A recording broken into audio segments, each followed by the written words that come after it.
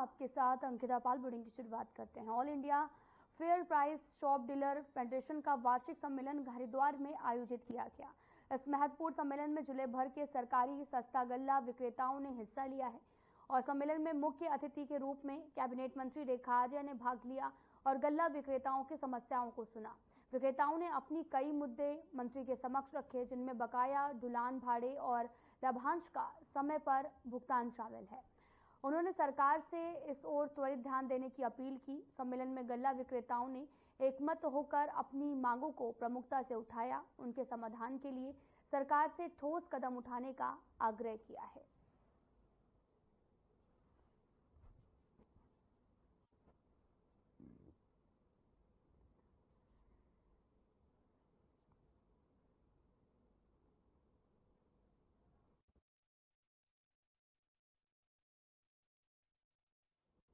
हरिद्वार के सिडकुल थाना क्षेत्र के रोशनाबाद गांव में एक युवक की तालाब में डूबने से मौत हो गई है। सूचना पर एसडीआरएफ की टीम पहुंची है और सर्च अभियान चलाकर शव को बरामद कर लिया गया है। आपको बताते चलें कि सिडकुल पुलिस ने शव को कब्जे में लेकर पोस्टमार्टम के लिए जिला अस्पताल भेज दिया। पुलिस की प्राथमिकी जांच में सामने आया कि पानी के गड्ढे में डूबा युवक अपने मानसिक संतुलन खो बैठा था। पुलिस को सूचना मिली कि धर्मवीर जो कि 24 साल का था, सुबह करीब 10:30 बजे हाथों में नुकीला और धारदार हथियार लेकर घूम रहा था, जिसके बाद वो गड्ढे में जाके गिर गया। आपको बताते चलें कि पूरा मामला हरिद्वार से है, जहां पर मृतक की मानसिक स्थिति काफी ज्यादा खराब है। पूरा मामला हरिद्वार से है, जहां पर तालाब में डूबने से युवक की मौत का मामला सामने आया है। आपको पता चले कि पूरा मामला हरिद्वार से है। सूचना पर एसडीआरएफ की टीम मौके पर पहुंची और मृतक की मानसिक स्थिति खराब बताई जा रही है।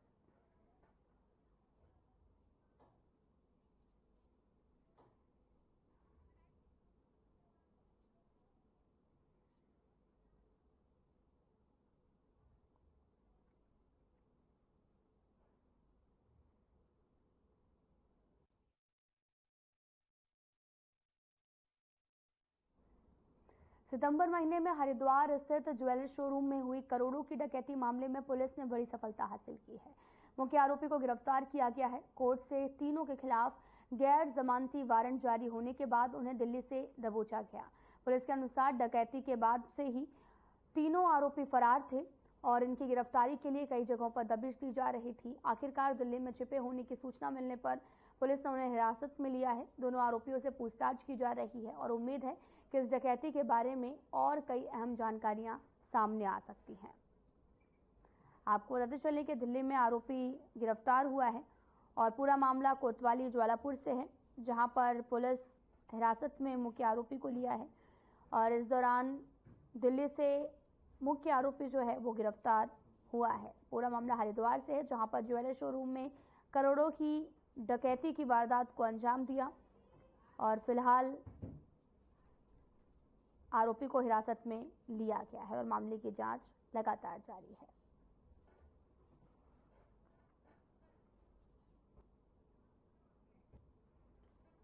पुलिस की हिरासत में मुख्य आरोपी आया है और दिल्ली से आरोपी को गिरफ्तार भी किया गया है। पूरा मामला हरिद्वार से है, जहां पर ज्वेलरी शोरूम में करोड़ों की डकैती की घटना को अंजाम दिया है। आपको बताते चलें कि ज्वेलरी शोरूम में हुई करोड़ों की डकैती और इस दौरान पुलिस ने मुख्य आरोपी को हिरासत में लिया है। पूरा मामला हरिद्वार से है। दिल्ली से मुख्य आरोपी को गिरफ्तार किया गया है।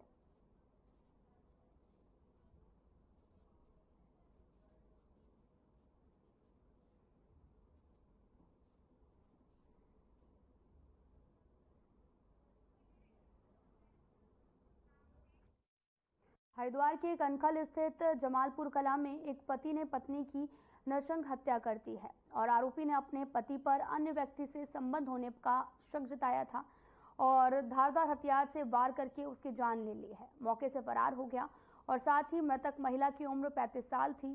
हत्या की सूचना पाकर पुलिस घटनास्थल पर पहुंची। शव को पोस्टमार्टम के लिए जिला अस्पताल भेजा गया। पुलिस के मुताबिक आरोपी सुरेंद्र दिहाड़ी मजदूरी करता है। फिलहाल पुलिस फरार आरोपियों की तलाश में जुटी है और मामले की गहनता से जांच भी की जा रही है।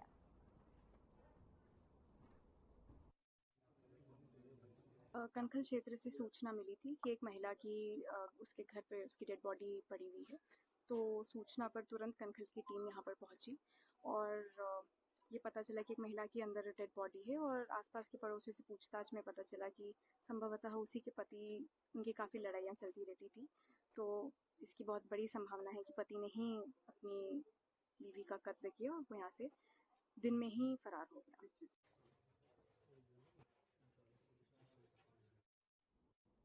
जेपी प्रदेश अध्यक्ष महेंद्र भट्ट ने अल्मोड़ा बस दुर्घटना में हुई असामयिक मौतों पर संवेदना व्यक्त करते हुए उनकी आत्माओं की शांति की प्रार्थना की है।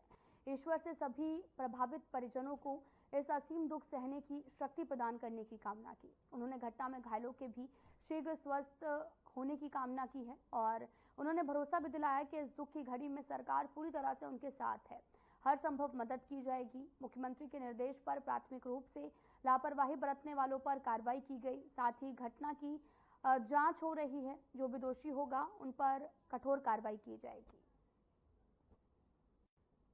आज अल्मोड़ा के अंदर सड़क में जो बस दुर्घटना हुई बहुत ही दुखदाई है। अनेकों लोग हताहत हुए हैं। 30 से अधिक लोगों की जिंदगी चली गई है। मैं अपनी ओर से मृत परिवारों के प्रति संवेदना व्यक्त करता हूं और विश्वास दिलाता हूं सरकार इस दुख की घड़ी में उनके साथ खड़ी है। माननीय मुख्यमंत्री जी ने इसके लिए जो भी दोषी हैं उन पर कार्रवाई करने का आश्वासन दिया है और घायलों को उचित उनको एक प्रकार से मैं कह सकता हूं उनकी चिंता हो, हॉस्पिटल में उनका इलाज अच्छी तरीके से हो, इसका सरकार पूरी तरह ध्यान रखने वाली है।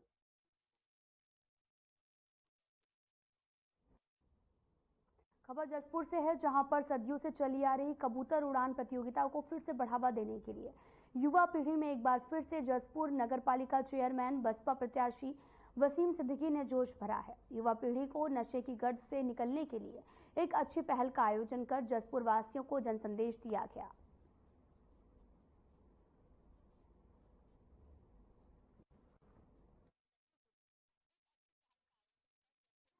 हमारे पूर्वजों से चलती चली आ रही है ये जो उड़ान प्रतियोगिता है। हम ये जो हमारी पीढ़ी है ये नशे की तरफ ज़्यादा लुप्त हो रही है। तो अब हमने ये जो उड़ान की प्रतियोगिता है, कबूतर जो कहते हैं जिसे कबूतर उड़ान प्रतियोगिता, हम ये चाहते हैं कि इस माध्यम से लोगों में जज्बा उड़ान कबूतरों का चल रहा है और हम इसे आगे बढ़ाना चाहते हैं। हमारी पीढ़ी इसे आगे बढ़ाना चाहती है और नशे के खिलाफ हमने एक मुहिम इख्तियार की है कि नशा ज़्यादा हमारे युवाओं में ज़्यादा घूम रहा है। तो हमने ये जो प्रतियोगिता है इसे आगे बढ़ाया। ये एक प्रतियोगिता कराते हैं हर नवंबर अक्टूबर में, जैसे कि यहाँ काशीपुर और जसपुर और मुरादाबाद के एरिया में पूरे में बहुत अच्छी प्रतियोगिता होती है। एक कमेटी के चयन किया जाता है जिसमें कि सब लोग उसमें प्रतिभागी करते हैं और ये एक हमारी जसपुर से ही प्रतियोगिता हुई थी जिसमें फर्स्ट, सेकंड, थर्ड ये 3 प्राइज वितरण हुए हैं। आज बहुत अच्छा लगा। ये कि कमेटी क्या है, ये मिलके ही 4-5 लोग हर बार काशीपुर में भी, जसपुर में भी और मुरादाबाद के अंदर भी सब ये कमेटी बनाते हैं और अपना शौक बच्चों को कराते हैं, जिसके कबूतर टाइम से अच्छे उड़ाते हैं, अच्छी प्रतियोगिता प्रदर्शन अच्छा करते हैं, उसको ही फर्स्ट और सेकंड और थर्ड इनाम दिया जाता है।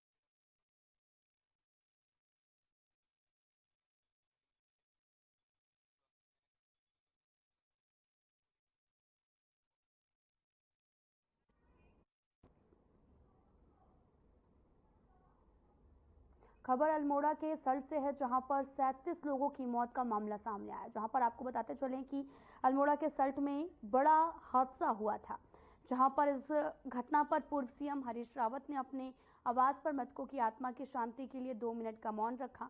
उन्होंने कहा कि हम सब लोग इस दुख की घड़ी में उन सभी के परिवारजनों के साथ खड़े हैं। भगवान उन सभी के परिवारजनों को इस असहनीय दुख को सहने की शक्ति प्रदान करे। घायलों के जल्द स्वस्थ की कामना भी की है।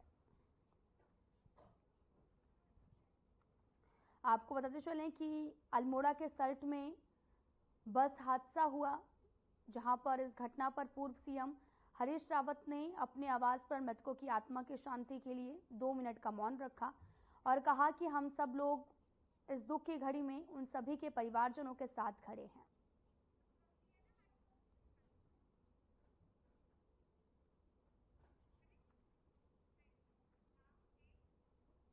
खबर हरिद्वार से है, जहां पर आपको बताते चलें कि दुष्कर्म का मामला सामने आया है। दरअसल आपको बताते चलें कि अधिवक्ता से संत बने बाबा की घिनौनी हरकत सामने आई है। बाबा ने आश्रम की साध्वी के साथ में दुष्कर्म किया, जिसके बाद में कनखल पुलिस ने उसे गिरफ्तार किया है। जानकारी के मुताबिक साध्वी से मुलाकात होने के बाद दोनों साथ रहने लगे थे और साध्वी ट्रस्ट की अध्यक्ष ने आरोपी को महासचिव बनाया और पद से हटाने के बाद नाराज होकर उसने साध्वी के साथ अश्लील वीडियो बनाई और वायरल कर दी। मामले में आरोपी को पुलिस ने कोर्ट में पेश किया और साथ ही जेल भेज दिया गया है।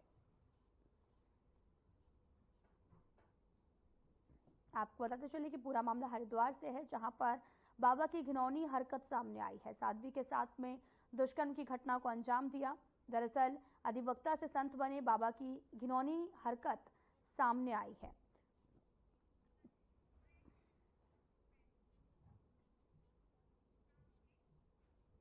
फिलहाल यहां रुकते हैं एक छोटे से ब्रेक के लिए।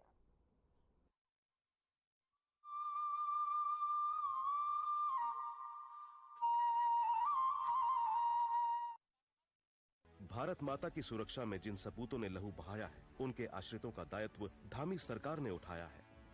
मुख्यमंत्री पुष्कर सिंह धामी ने लिया है शहीदों के परिजनों को स्वावलंबी एवं आर्थिक तौर पर सबल बनाने का संकल्प, जिसके तहत सैनिक कल्याण की दिशा में कई प्रभावशाली एवं ऐतिहासिक निर्णय लिए गए हैं। सबसे पहले तो शहीद के परिवारों को मिलने वाली अनुदान राशि को बढ़ाया गया है, जिसके चलते अब बलिदानियों के आश्रितों को 10 नहीं बल्कि सरकार द्वारा 50 लाख की वित्तीय मदद दी जाएगी। इसके अलावा शहीदों के आश्रितों को सरकारी विभागों में नियुक्ति दी जाएगी। यही नहीं, सरकारी नौकरी के लिए आवेदन करने की समय सीमा को भी 2 साल से बढ़ाकर 5 साल किया गया है। मैं किरण रतूड़ी, शहीद श्री राकेश चंद्र रतूड़ी जी की पुत्री, मुख्यमंत्री श्री पुष्कर सिंह धामी जी का आभार व्यक्त करती हूँ, क्योंकि उनकी सरकार ने कहीं पर भी हमें अकेला नहीं पड़ने दिया। उनकी सरकार द्वारा हमें पूरा सहयोग दिया गया, व सम्मान दिया गया। इतना ही नहीं, उत्तराखंड में देश के पहले सैन्य धाम का निर्माण भी करवाया जा रहा है। साथ ही किया जा रहा है अग्निवीरों के लिए सरकारी सेवाओं में आरक्षण की व्यवस्था का प्रावधान। कहना गलत नहीं होगा कि उत्तराखंड में सैनिक कल्याण को पहली प्राथमिकता दी जा रही है। मैं स्वाति भट्ट, शहीद भगवती प्रसाद भट्ट की पत्नी, आज उत्तराखंड सरकार का आभार प्रकट करना चाहती हूँ, क्योंकि उन्होंने कभी भी हमें अकेले नहीं पड़ने दिया। सरकारी नौकरी करने का अवसर देकर उन्होंने हमें सशक्त बनाया, सुविधाएं दी, व्यवस्थाएं सुनिश्चित करी। आज हम अपने घरों में, अपने प्रदेश में सुरक्षित हैं, सुरक्षित नींद ले रहे हैं, सुरक्षित चैन से जी रहे हैं, तो केवल और केवल उन्हीं के कारण से, जिन्होंने हंसते हंसते अपने प्राणों का बलिदान कर दिया। जिनकी प्रत्येक सांस मां भारती को अर्पित है, उनके उत्थान के लिए उत्तराखंड सरकार समर्पित है। सूचना एवं लोक संपर्क विभाग उत्तराखंड द्वारा जनहित में जारी। उत्तराखंड ने पकड़ी औद्योगिक विकास की रफ्तार। नए औद्योगिक क्षेत्रों के विस्तार से आएगा निवेश, बढ़ेगा रोजगार। प्रधानमंत्री श्री नरेंद्र मोदी के मार्गदर्शन और मुख्यमंत्री पुष्कर सिंह धामी की दूरदर्शी सोच के चलते प्रदेश में उद्योगों के लिए अनुकूल माहौल तैयार किया गया है। निवेशकों के लिए आकर्षक नीतियां लाई गई हैं। यही वजह है कि हाल ही में आयोजित ग्लोबल इन्वेस्टर्स समिट के दौरान करीब 3,57,000 करोड़ रुपए के निवेश प्रस्तावों पर हस्ताक्षर हुए हैं। उत्तराखंड सरकार के प्रयासों से राज्य में न सिर्फ व्यापक निवेश आ रहा है, बल्कि नए औद्योगिक क्षेत्रों का भी विकास किया जा रहा है। राज्य सरकार के प्रयासों पर मुहर लगाते हुए केंद्र सरकार ने national industrial corridor development programme के तहत ऊधम सिंह नगर जिले के खुरपिया में इंडस्ट्रियल स्मार्ट सिटी विकसित करने की मंजूरी दी है। मुख्यमंत्री पुष्कर सिंह धामी का dream project Khurpia industrial city manufacturing का बड़ा केंद्र बनेगा। यहां 1265 करोड़ रुपए की लागत से 1002 एकड़ भूमि पर उद्योगों की स्थापना की जाएगी। परियोजना के माध्यम से करीब 20,000 करोड़ रुपए का निवेश आकर्षित किया जाएगा, जिससे राज्य में 75,000 से अधिक युवाओं को प्रत्यक्ष रूप से रोजगार मिलेगा।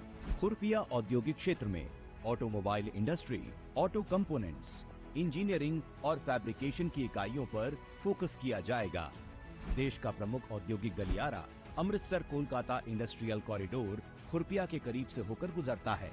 कॉरिडोर से जुड़ने के कारण खुरपिया की रोड, रेल और एयर कनेक्टिविटी मजबूत होगी, जिससे औद्योगिक उत्पादों के निर्यात में सुविधा मिलेगी। नए औद्योगिक क्षेत्रों के विकास और व्यापक निवेश आकर्षित करके धामी सरकार सशक्त उत्तराखंड की मजबूत नींव रख रही है। औद्योगिक विकास ने पकड़ी रफ्तार, बढ़ रहा निवेश, मिलेगा रोजगार। मुख्यमंत्री पुष्कर सिंह धामी के नेतृत्व में राज्य सरकार ने बढ़ाए प्लास्टिक मुक्त उत्तराखंड की दिशा में मजबूत कदम। डिजिटल डिपॉजिट रिफंड सिस्टम लागू करने वाला देश का पहला राज्य बना उत्तराखंड। प्लास्टिक वेस्ट पर्यावरण के लिए बड़ी चुनौती बन रहा है, लेकिन इसके कलेक्शन, उचित निस्तारण व रिसाइकलिंग के लिए डिजिटल डिपॉजिट रिफंड सिस्टम यानी DDRS स्कीम की शुरुआत की गई है। राज्य प्रदूषण नियंत्रण बोर्ड इस योजना का संचालन कर रहा है। प्लास्टिक रैपर्स या प्लास्टिक बोतलों को DDRS सेंटर पर जमा कीजिए। इनमें लगे QR कोड स्कैन कीजिए। स्कैन के बाद प्रत्येक प्लास्टिक वेस्ट पर आपके खाते में एक निश्चित धनराशि आ जाएगी। उत्तराखंड के धार्मिक स्थलों को साफ सुथरा व प्लास्टिक मुक्त बनाने में DDRS सिस्टम बेहद कारगर साबित हो रहा है। इसके जरिए धार्मिक स्थलों, पर्यटन स्थलों और पहाड़ी क्षेत्रों में प्लास्टिक कचरे को एक जगह आसानी से इकट्ठा किया जा सकेगा, यानी सिंगल यूज्ड प्लास्टिक वेस्ट का सही निस्तारण करते हुए साफ सफाई के साथ कमाई भी की जा सकती है। मुख्यमंत्री पुष्कर सिंह धामी के निर्देशों पर उत्तराखंड में सिंगल यूज्ड प्लास्टिक और पॉलीथीन को बैन किया गया है। हम सभी को अपने अपने स्तर पर अपने शहर और अपने गांव को, अपने मोहल्ले को साफ सुथरा रखने का प्रयास करना पड़ेगा। अपने आसपास स्वच्छता का वातावरण बनाना होगा। प्लास्टिक वेस्ट की रिसाइकलिंग और रीयूज करते हुए सही निस्तारण किया जा रहा है। देहरादून में प्लास्टिक को रिसाइकिल करके बेंच, शेड और इंटरलॉकिंग टाइल्स बनाई जा रही हैं। पॉलिथीन, प्लास्टिक रैपर आदि को एकत्र करने के लिए पॉलिथीन कचरा बैंक खोले गए हैं। इसके अलावा नगर निकायों के माध्यम से ठोस कचरे का डोर टू डोर कलेक्शन किया जा रहा है। उत्तराखंड को प्लास्टिक मुक्त बनाने में तकनीक के साथ साथ जन भागीदारी भी जरूरी है। आइए मिलकर स्वच्छ उत्तराखंड के संकल्प को साकार करें। प्लास्टिक मुक्त उत्तराखंड, साफ स्वच्छ उत्तराखंड। जिसे बनाने में किसी भारतवासी का पसीना बहा हो, उसे खरीदने पर जोर देना चाहिए, और ये सबके प्रयास से ही संभव होगा। वोकल फॉर लोकल हमें व्यवहार में लाना ही होगा। देश के यशस्वी प्रधानमंत्री श्री नरेंद्र मोदी जी के वोकल फॉर लोकल के आह्वान से प्रेरित उत्तराखंड सरकार इस दिशा में हर महत्वपूर्ण कदम उठा रही है। प्रकृति, संस्कृति और विरासत को अपने अंदर समेटे उत्तराखंड में बने प्रोडक्ट एक ब्रांड के रूप में उभरते जा रहे हैं। उत्तराखंड सरकार द्वारा ग्रामीण उद्यमियों एवं कृषि उत्पादों को भी राष्ट्रीय और अंतर्राष्ट्रीय बाजारों से जोड़ने का प्रयास किया जा रहा है। उत्तराखंड सरकार द्वारा लॉन्च किया गया हाउस ऑफ हिमालयास ब्रांड क्षेत्र के प्रामाणिक हस्तशिल्प उत्पादों को बढ़ावा दे रहा है। वहीं उत्तराखंड देश का पहला राज्य बन गया है जिसे एक दिन में सबसे अधिक 18 GI टैग मिले। ये सभी प्रयास उत्तराखंड सरकार के वोकल फॉर लोकल के प्रति प्रतिबद्धता का प्रमाण है। लोकल उत्पादों को अपनाकर हम न केवल उत्तराखंड की विरासत को सहेज रहे हैं, बल्कि स्थानीय लोगों को आर्थिक रूप से सशक्त भी बना रहे हैं। आइए इस त्योहार स्थानीय उत्पादों को अपनाकर उत्तराखंड की प्रगति में अपना योगदान दें और साथ मिलकर एक आत्मनिर्भर और समृद्ध उत्तराखंड बनाएं।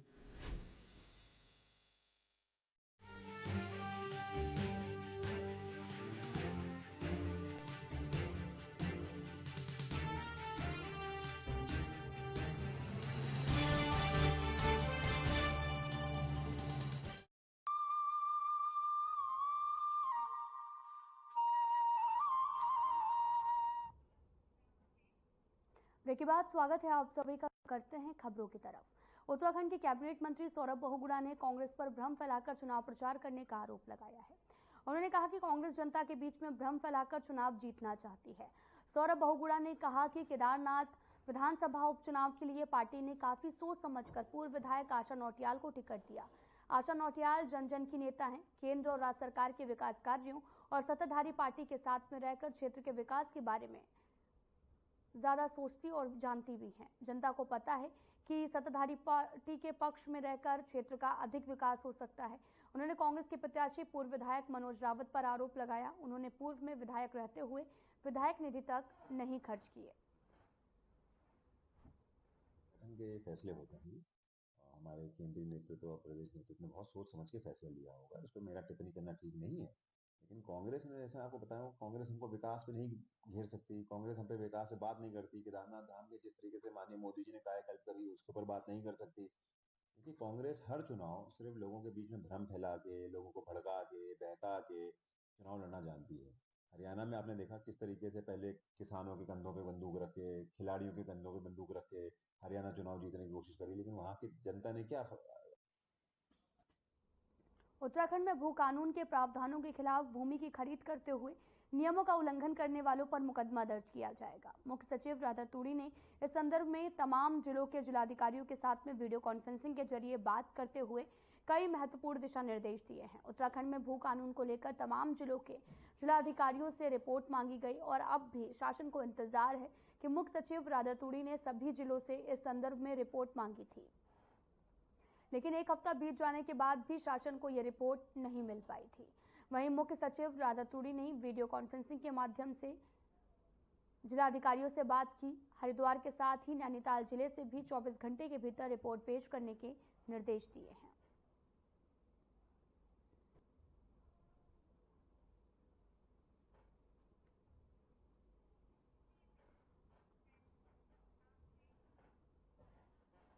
उत्तराखंड के सबसे बड़े आबादी वाले ग्रामीण क्षेत्र बिंदु खता को प्रदेश की धामी सरकार बड़ी सौगात देने जा रही है। अब जल्द ही बिंदु खता को हर घर जल योजना के तहत शुद्ध पेयजल मिलने जा रहा, जिसके तहत हर घर नल लगाए जाएंगे और जिसको लेकर जल्द ही संबंधित अधिकारियों का निरीक्षण होने जा रहा है। और इसकी जानकारी बीजेपी के वरिष्ठ नेता, उत्तराखंड पेयजल अनुश्रवण उपाध्यक्ष और दर्जा राज्य मंत्री दिनेश आर्य ने कहा कि प्रधानमंत्री नरेंद्र मोदी के जल जीवन मिशन को साकार करने के लिए उत्तराखंड में भी हर घर जल योजना के तहत वृहद स्तर पर काम चल रहा है। उन्होंने कहा कि 31 मार्च 2025 तक इस योजना को पूरा करना केंद्र और राज्य सरकार का लक्ष्य है।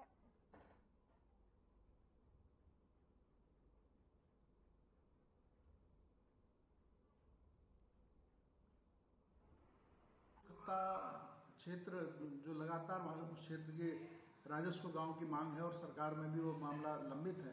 शीघ्र उसकी समस्या का भी निराकरण होगा। उस क्षेत्र में पानी की समस्या है, छोटे पंप लोगों ने हैंडपंप लगाए हैं, वहाँ की समस्या का निराकरण हो, उसके लिए भी विभागीय अधिकारियों के साथ बैठकर उस क्षेत्र में भी जो पानी की अगर पीने के पानी की समस्या है उसका भी निराकरण करने का प्रयास किया जाएगा।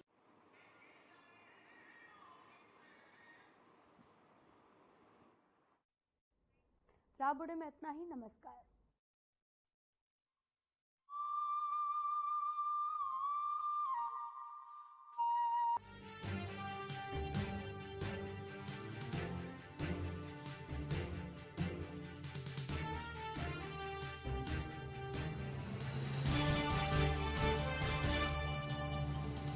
जिसे बनाने में किसी भारत